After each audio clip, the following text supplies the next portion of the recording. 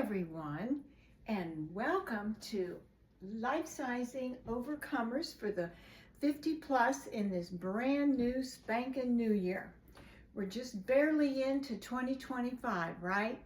So we are going to start with our homes because this is where the majority of the questions I get deal with our spaces, our homes. So I am going to be using, and welcome to our new members, for a quick review for our old members and our new members. Our philosophy for this group is we do more for ourselves so that we can be more for others. And this is the premise upon everything that we are purposely, intentionally working on in ourselves, our homes, for others. And our philosophy, our three pillars are healthy attitude, because nothing happens unless we choose to do it, and healthy lifestyle, and that's how we live our life, and healthy homes. And we are starting the year on assessing our homes. And we're going to be using my book as our study guide, which this book is a guide for a reference. It's not sit down and read it like a novel. It's nonfiction. So we're starting the acronym for SMARTS, by the way, and most of you know this. The S is for space, the M is for mindset, the A is for attitude, R is for routine and how we live our life, and T is for togetherness, and that is living in a community, being part of a community, and leaving a legacy. All of that is under T. And then S is for spiritual. So today, starting with our homes, the first chapter in this space section, it's chapter 3, is your home your friend or foe? This is the $64,000 question. Are you spending your life in a home that is dragging you down? It doesn't work for you anymore. And if so, and if you can't move for a myriad of reasons, you may not want to, but what can you do about it? There's many, many easy ways, and we're going to talk about that.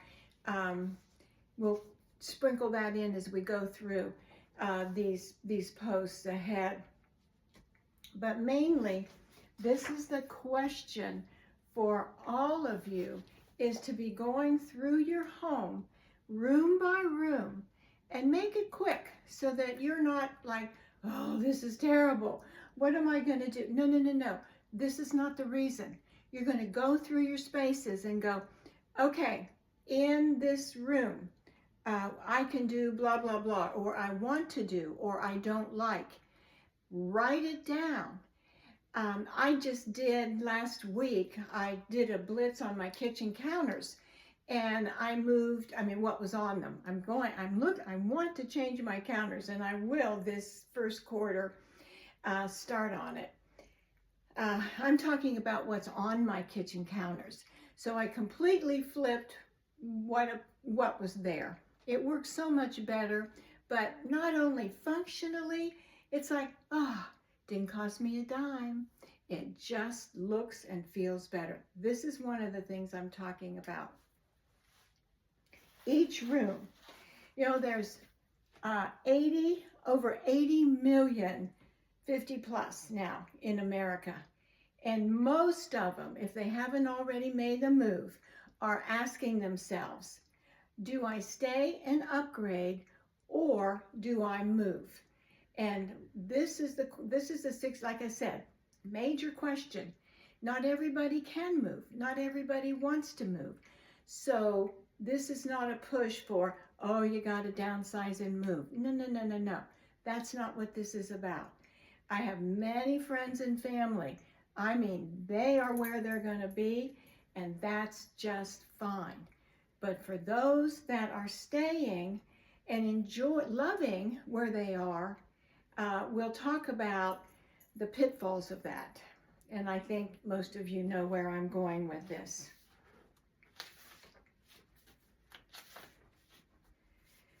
First off is 80% of our time we spend in 20% of our spaces. Many of you have heard me say this numerous times. But do we realize the impact of that 20% of that space of our house? Take the calculations. This is not your bedroom or your bathroom. This is living time.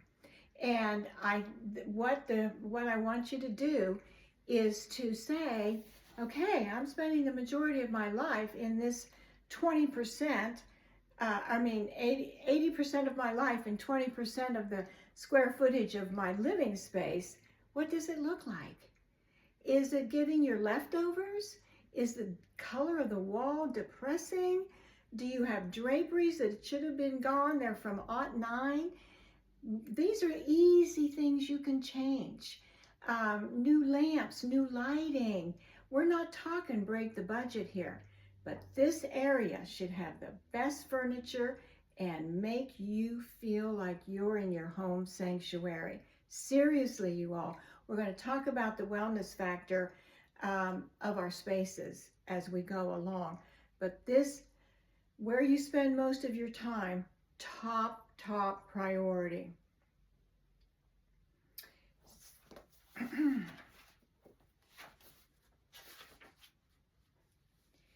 And as I've said, even with limited budgets, oh my goodness, painting is the cheapest thing you can do. What a difference when people tell me, oh, I've seen it myself in 30 years of interior designing, just painting. Get rid of those dark, yucky, depressing spaces. Now, you may want a dark dining room or an accent wall or whatever. And if that's your jam, fine. But overall, if you've got colors that dated from 1980, come on, you can do better for that. And this is your mama talking. I take no prisoners, and the results are worth it. Trust me. Other ways that you can make your home work now, if you're staying, is decluttering. Everybody's talking about downsizing, but decluttering and downsizing are kissing cousins. And so major cleaning. Oh my gosh, have we forgotten about major cleaning already? We're talking baseboards, we're talking windowsills, we're talking all of that. That's important. Number one, it affects our health. All the mold or dust mites. I know, we hate to talk about that, don't we? But major cleaning is a big factor in how we feel about our homes, our spaces. And higher grade of light bulbs. Looking at unused rooms. We just finished the holidays. How often did you use that dining room? And could it be a sanctuary space? Could it be a hobby, whatever room? You know, this is not new to most of you. But some of you are like, nobody came this year. And we're going to our kids now. Why do I have this room that I hardly ever use?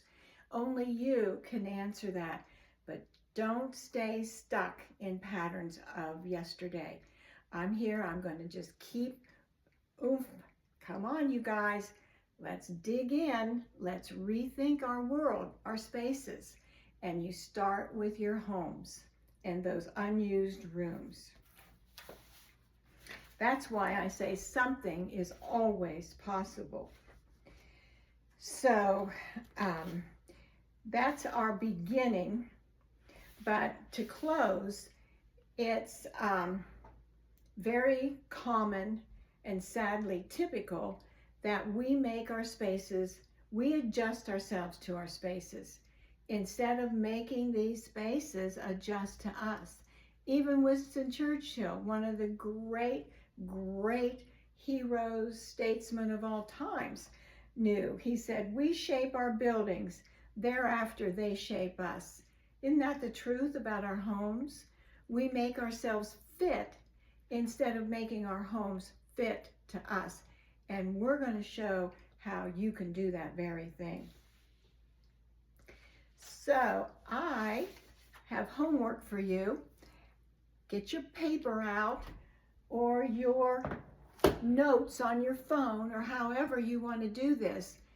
But I want to hear what you've done to start the new year to make your home help you be the best that you can be.